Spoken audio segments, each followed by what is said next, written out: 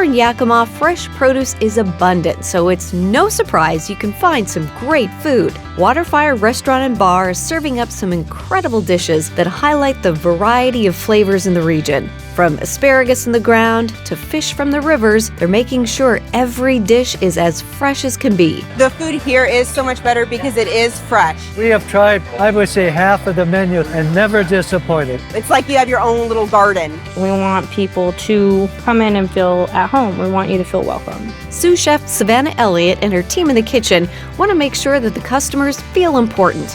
That's why they come out and talk with customers whenever they can. We have lots of customers that come through sometimes several times a week. They pop up in the window. They tell us you guys did a great job. They love talking to the cooks. They mingle. They want to know how things are going. They want to know what they can improve on. They want to know what your thoughts are. Our guests know that we're going to go that extra step for them. We're willing to do what we need to make them happy.